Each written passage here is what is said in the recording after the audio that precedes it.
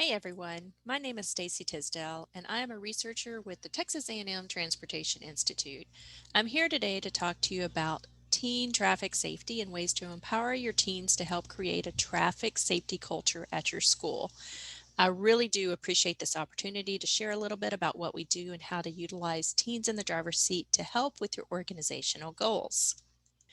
This session will be focusing on 4 topics related to traffic safety: why it matters, ways to affect change, some lessons learned, and where to go for more information. So, car crashes are the leading cause of injury and death for young people. On average, we lose over 2,700 teens annually across the nation, and thousands more are injured. To put that into perspective, this would be equivalent to a school bus of teens crashing every week for a year. Teens in particular are often overrepresented in fatal crashes compared to older drivers, meaning that while they may drive less miles on the roadways, they have a higher percentage of involvement in fatal crashes. Researchers have made significant progress in identifying reasons why teens are at a higher risk of a crash and have found one of the main reasons is due to driver inexperience. Some studies have found that the first 6 months of licensing are the most dangerous for teens, but they are actually at a higher risk for crashes until their mid 20s. In addition to driving inexperience, the top 5 contributing factors, which will be covered in this section, are shown here in order of crash risk for teens. We'll briefly talk about these, but the most surprising on this list is usually nighttime and drowsy driving. So, what are some types of distractions that can impact teens? Distractions can be presented in 3 different forms: cognitive, which is a mental distraction. And pro tip, you do not know when you are cognitively distracted. You snap out of it and realize that you were. Manual, which is a physical distraction and involves removing your hands from the steering wheel. And then visual, in which the driver's eyes leave the immediate driving task to focus on other things in and outside of the vehicle. Cell phones in particular can impact all 3 levels of distractions. Research from my colleagues here at Texas A&M Transportation Institute has shown that the more a user interacts with the cell phone, the higher the crash risk. For example, a driver using hands-free, which is legal in many areas, is still 4 times more likely to be involved in a crash. But if the driver is driving while holding the phone and talking, crash risk increases 6 times. Teens in particular are more likely to utilize their phone for texting or social media, which increases crash risk by 23 times, as it includes all 3 types of distractions and is considered the most dangerous form of distracted driving. In addition, teens riding with other teens put them at a higher risk of a crash, and many states have implemented passenger restrictions for this very reason. Want to see how the mind really multitasks? Play along with the next video, and you can pause it if you need to.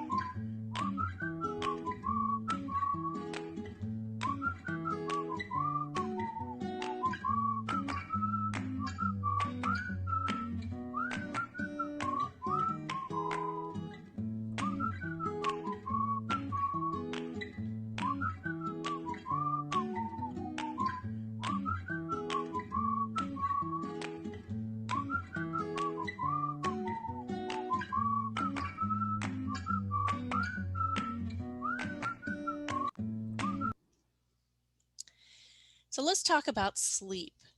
More than half of teen car crashes occur at night.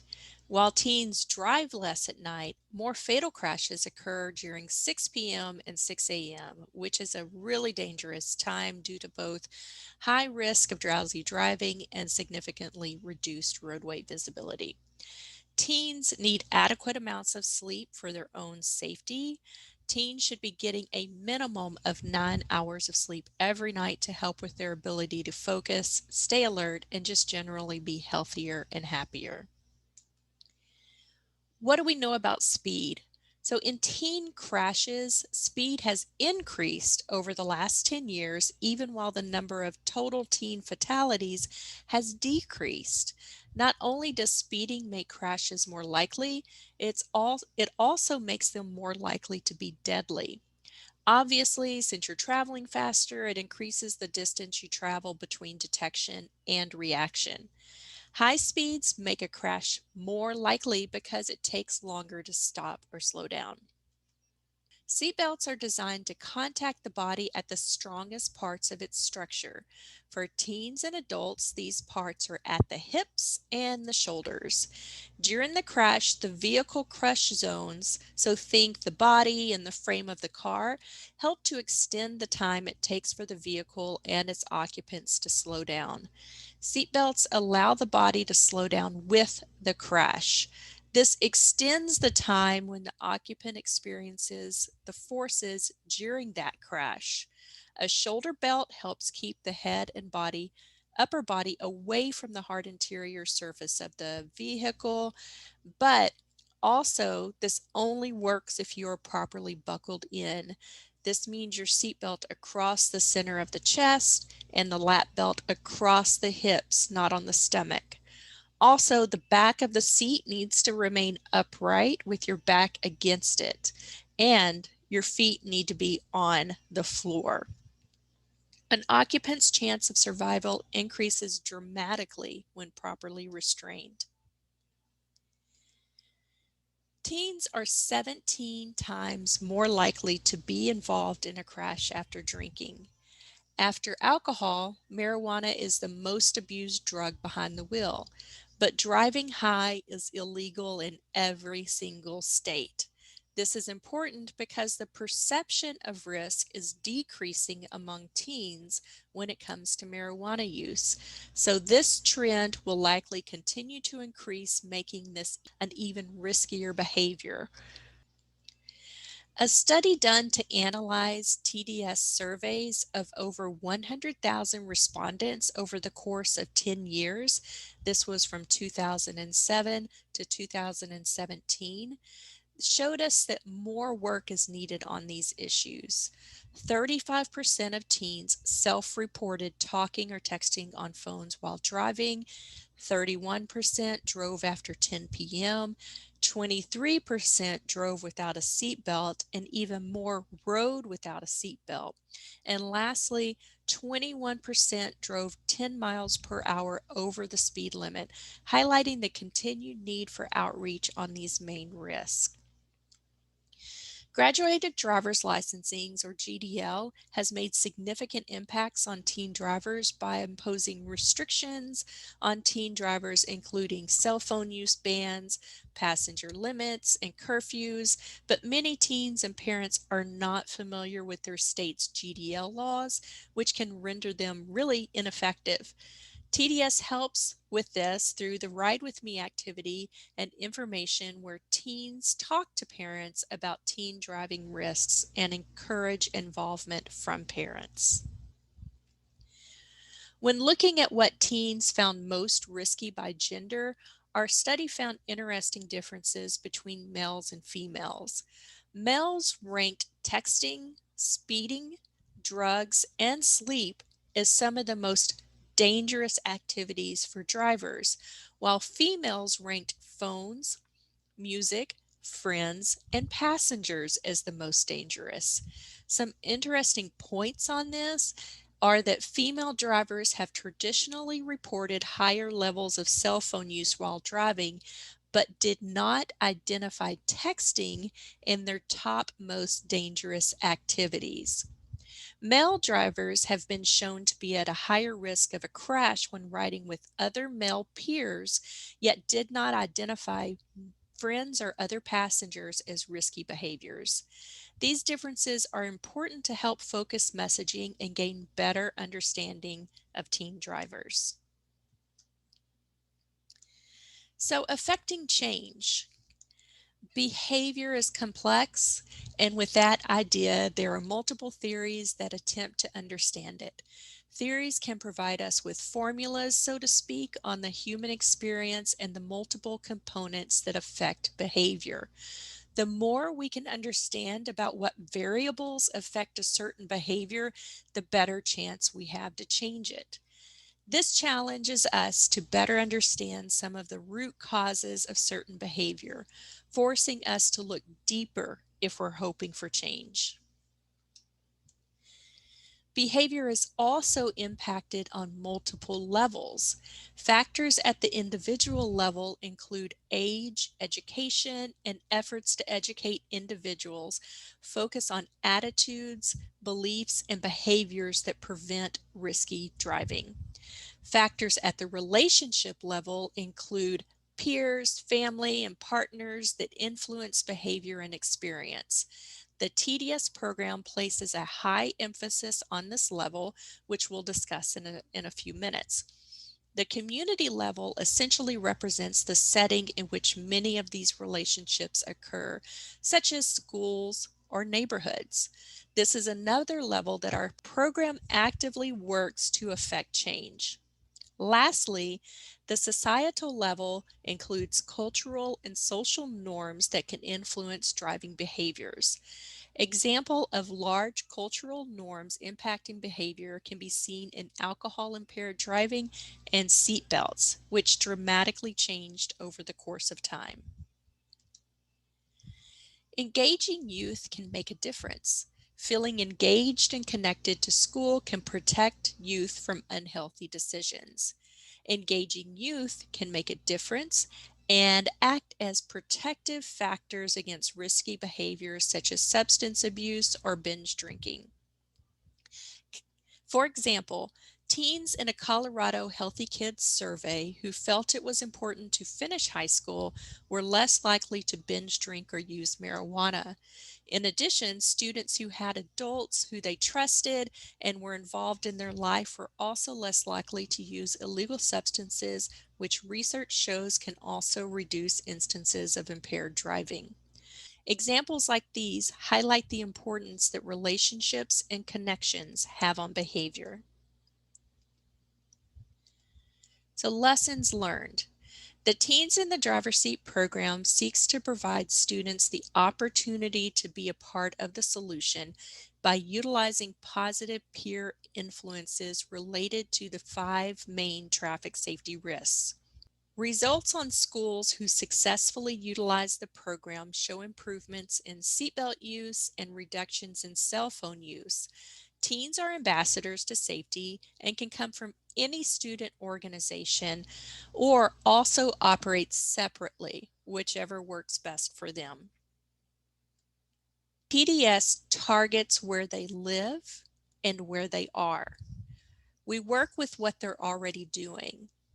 We provide facts and drive messages home with activities, and we also, importantly, allow them to be a part of the process.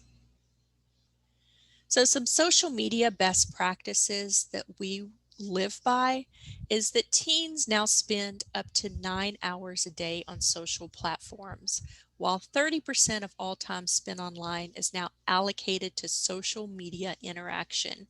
The majority of that time is mobile, so 60% of social media time spent is facilitated by a mobile device.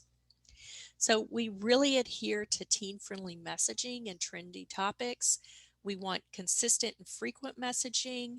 We do not post controversial. We want positive peer messaging, and we like photos and, of course, authenticity. And these are some things that you can actually implement in your school or in your team social media, and we do have social media kits where you can do that. So where to go for more? So again, Teens in the Driver's Seat is a peer-to-peer program that is available to your high school for free. We provide you resources and guidance to help you conduct safe teen driving activities and messaging. This is designed to be student-led while teachers help guide. For best results, we suggest consistent messaging. And if you are already doing traffic safety outreach, that's great. And you can use the TDS program as additional resources and ideas. This is also great for any school size, anywhere. We are nationally recognized as a best practice program through the National Highway Safety Administration, and we are also a certified peer program. We know that the school year looks different, so we have resources that are large format to reduce touching items, and we've also adapted activities to be socially distanced, plus have developed lots of virtual resources. We are a teen program, so we want the teens involved. And we have lots of ways they can do that, whether they are leaders or leaders in development. If this is something that they want to be more involved in, we welcome that and we want them to do that. If you are doing activities around traffic safety, we want to reward you for that. So here are some ways that you can earn money for your team or your school. All Stars is a year-long program. You reach criteria and you earn money for that. Zero Crazy are two activities that you can do on your campus. We provide all the instructions, but you can earn up to $200 for doing these. The Ride With Me, that's the teen to parent activity, is up to $200 right now. And then the Driving the Message contest is video and poster contest, and schools can win money for your poster and video.